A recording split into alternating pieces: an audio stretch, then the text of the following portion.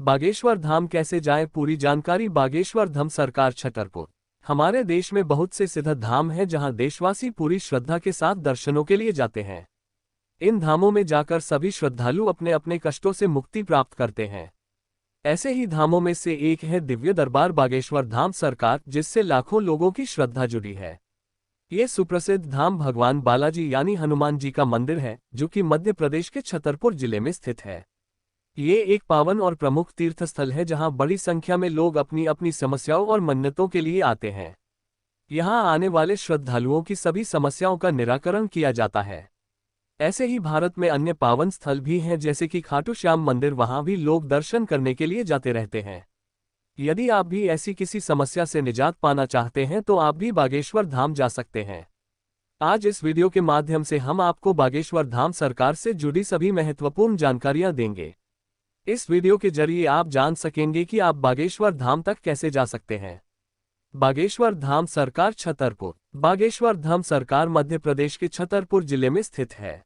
बता दें कि इस धाम में राम भक्त हनुमान जी अपने श्री बागेश्वर बालाजी महाराज के स्वरूप में वास करते हैं और भक्तों का भला करते हैं। इस मंदिर धाम में आने के लिए सभी भक्तगणों को अपनी अर्जी लगानी होती है। अर्जी स्वीकार होने पर उन्हें निःशुल्क टोकन मिलता है, जिसके लिए सभी भक्तगण धाम पर जाकर अपने अर्जी लगाकर टोकन प्राप्त कर सकते हैं। इसके बाद टोकन के अनुसार निर्धारित समय पर श्रद्धालु को बागेश्वर धाम सरकार पहुंचना होता है, जहां उनकी समस्याओं का निराकरण महाराज श्री धर्मेंद्र कृष्ण शास्त्री जी द्वारा बिना भक्तों के बताए ही समस्या का समाधान किया जाता है। जो श्रद्धालुगण धाम से अधिक दूरी पर हैं और मंदिर जाकर अपनी अर्जी नहीं दे सकते, तो उनके लिए बागेश्वर धाम सरकार मंदिर के महाराज श्री धीरेन्द्र कृष्ण शास्त्री जी धीरेन्द्र कृष्णा शास्त्री जी ने एक अन्य उपाय दिया है। महाराज के अनुसार आप घर बैठे भी अर्जी लगा सकते हैं। इसके लिए आपको मंदिर आने की आवश्यकता नहीं होगी। धाम में होने वाली श्री राम कथा को भी यूट्यूब चैनल व अन्य ऐसे साधनों द्वारा लाइव प्रसारित भी किया जाता है, जिससे श्रद्धालु कहीं भी रहते हुए कथा सुन सकते हैं। बागेश्वर धाम में अर्जी टोकन कैसे प्राप्त करें। यदि आप भी बागेश्वर धाम सरकार छतरपुर में दर्शन हेतु जाना चाहते हैं तो इसके लिए आवश्यक है कि आपके पास बागेश्वर धाम टोकन हो। टोकन को मंदिर समिति के द्वारा महीने के किसी विशेष दिन वितरित किया जाता है। जो श्रद्धालु धाम में आने के लिए अर्जी लगाते हैं उन्हें ये टोकन जारी किया जाता है। ये टोकन आपको मंदिर की सेवा समिति की तरफ से प्राप्त होते हैं। इसमें आपको अपनी कुछ महत्वपूर्ण जानकारियों को दर्ज करना होगा। टोकन वितरण की समयावधि को जानने के लिए आप बागेश्वर सरकार के आधिकारिक हेल्पलाइन नंबर 8,12,05,92,371 पर संपर्क करके इस बारे में जानकारी हासिल कर सकते हैं। इसके अतिरिक्त आप धाम में जाकर भी इस बारे में जानकारी प्राप्त कर सकते हैं। इसके बाद निर्धारित तिथि को आप धाम में पहुंचकर टोकन प्राप्त करें, जिससे आपकी अर्जी बागेश्वर धाम में लग जाएगी। घर बैठे अर्जी कैसे लगाएं। यदि आप भी धाम आने के लिए अपनी अर्जी लगाना चाहते हैं तो आपको इसकी सुविधा भी उपलब्ध है। मंदिर के महाराज श्री धीरेन्द्र कृष्ण शास्त्री जी ने बताया है कि आपको यदि घर बैठे ही अपनी अर्जी लगानी है तो आप नीचे बताई गई प्रक्रिया का अनुसरण कर सकते हैं। अर्जी लगाने हेतु सबसे पहले एक लाल कपड़ा लें और इसमें नारियल को लपेट दें। इस दौरान आपको अपनी अर्जी के बारे में ध्यान करते हुए इसे लपेटना है। इसके बाद आपको भगवान बालाजी का एक माला का जाप ओम बागेश्वराय नमः करते हुए करना है और आपको नारियल को अपने पूजा स्थल पर रख देना है। इस प्रकार बागेश्वर धाम में आपकी अर्जी डालने की प्रक्रिया पूरी हो जाएगी। अर्जी डालने हेतु ध्यान रखने योग्य बातें।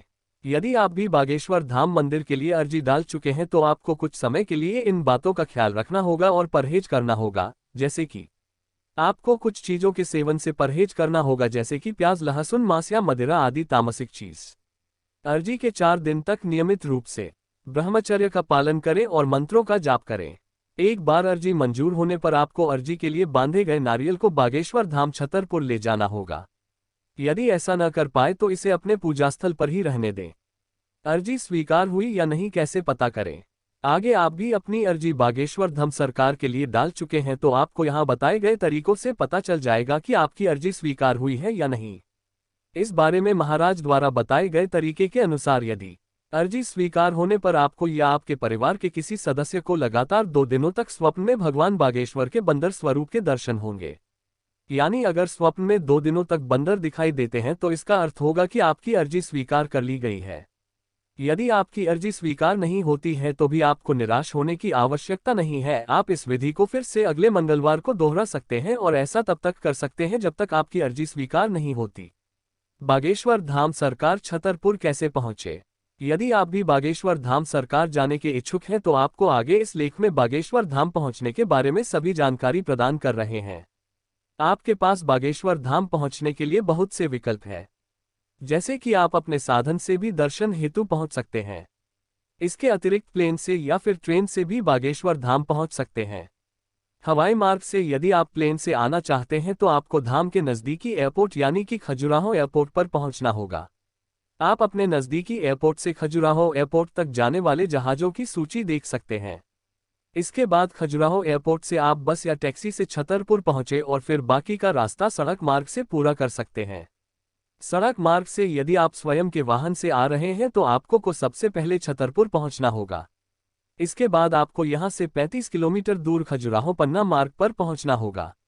यहां पहुंचने पर आपको घड़ा टावर दिखेगा, जहां से आपको फिर 3 किलोमीटर अंदर बागेश्वर धाम की ओर जाना होगा। बस से यदि आप बस से आने की सोच रहे हैं तो आपको अपने नज़दीकी बस अड्डे जाकर छतरपुर के लिए बस चेक करनी होगी। आप इसे ऑनलाइन भी चेक करके बुक कर सकते हैं। ट्रेन से यदि आप ट्रेन से आते हैं तो अपने क्षेत्र से आपको छतरपुर एमपी के लिए जाने वाली ट्रेन देखनी होगी। फिर आपको बस या टैक्सी में छतरपुर से 33 किलोमीटर खजुराहो पन्ना पहुंचना होगा। खजुराहो पन्ना पहुंचने के बाद आपको 3 किलोमीटर गंज नाम की जगह से और अंदर आना होगा, जहां आप धाम पर पहुंच जाएंगे। धाम में ठहरने की व्यवस्था। आपकी जानकारी के लिए बता दें कि भक्तों की बागेश्वर धाम में ठहरने की भी अच्छी व्यवस्था होती है। बागेश्वर धाम में कई जगहों पर रैन बसेरा बने हुए हैं, जहां श्रद्धालुओं को आसानी से निवास हेतु स्थान प्राप्त हो जाएगा। साथ ही भंडारे का प्रसाद भी सभी श्रद्धालुओं के लिए खुला है, जो कि सुबह 10 बजे और रात 8 बजे भोजन के रूप में प्रसाद दिया जाता है। इसके अलावा आपको टोकन लेने के लिए भी कोई शुल्क नहीं देना होता है। यदि आप फिर भी किसी होटल में रुकना चाहें तो आपको बागेश्वर धाम से 30 किलोमीटर की दूरी पर स्थित खजुराहो में होटल मिल जाएंगे। आप वहां अपनी सुविधा के अनुसार ठहर सकते हैं। बागेश्वर धाम के पंडित धीरेन्द्र जी के चमत्कार की 10 बातें। पंडित धीरेन्द्र कृष्ण शास्त्री। आजकल बागेश्वर धाम के पंडित धीरेन्द्र शास्त्री बहुत चर्चा में है। कहते हैं कि वह लोगों के मन की बात जानकर उनकी समस्या का समाधान कर देते हैं। ऐसा दावा है कि रामकथा के साथ ही वे दिव्य दरबार लगाते हैं, जिसमें वे चमत्कारिक रूप से लोगों के दुख दूर करते हैं। आओ जानते हैं उनके चमत्कार की 10 खास बातें। बागेश्वर धाम सरकार का दिव्य दरबार। बागेश्वर धाम सरकार दिव्य दरबार 1। छतरपुर के पास एक गांव गड़ा में बालाजी हनुमान का एक सिद्ध मंदिर है। 2। बालाजी हनुमान मंदिर के सामने ही शिव जी का मंदिर है, जिसे महादेव का मंदिर कहते हैं। 3। गड़ा स्थित बागेश्वर धाम में ही सिद्ध गुरु और दादाजी महाराज की समाधि है। 4। गधा का ये बागेश्वर धाम स्थान उत्तराखंड के बागेश्वर धाम की ही शक्ति है। 5। पंडित धीरेन्द्र कृष्ण गर्ग अपने दादाजी भगवान दास गर्ग को ही अपना गुरु मानते थे। 6। उनके दादाजी एक सिद्ध संत थे, वह निर्मोही अखाड़े से जुड़े हुए थे, वे भी दरबार लगाते थे। 7। धीरेन्द्र जी को हनुमान जी और उनके स्वर्गीय दादाजी की ऐसी कृपा हुई कि उन्हें दिव्य अनुभूति का एहसास होने लगा और वे भी लोगों के दुखों को दूर करने के लिए दादाजी की तरह दिव्य दरबार लगाने लगे। 8। धीरेन्द्र जी कहते हैं कि उन्हें हनुमान जी और सिद्ध महाराज के प्रत्यक्ष दर्शन हुए हैं। 9 वर्ष की उम्र में ही वे हनुमान जी बालाजी सरकार की भक्ति, सेवा, साधना और पूजा करने लगे थे। कहते हैं कि इसी साधना का उन पर ऐसा असर हुआ कि बालाजी की कृपा से उन्हें लोगों के मन की बात पता चलने लगी। 10। बागेश्वर धाम में मंगलवार को अर्जी लगती है। अर्जी लगाने के लिए लोग लाल कपड़े में नारियल बांधकर अपनी मनोकामना बोलकर उस नारियल को यहाँ एक स्थान पर बांध देते हैं और मंदिर की राम नाम जाप करते हुए 21 परिक्रमा लगाते हैं। ऐसी ही और अच्छी वीडियो देखने के लिए हमारे राज सेठ कहानियां चैनल को लाइक, शेयर और सब्सक्राइब करें। धन्यवाद।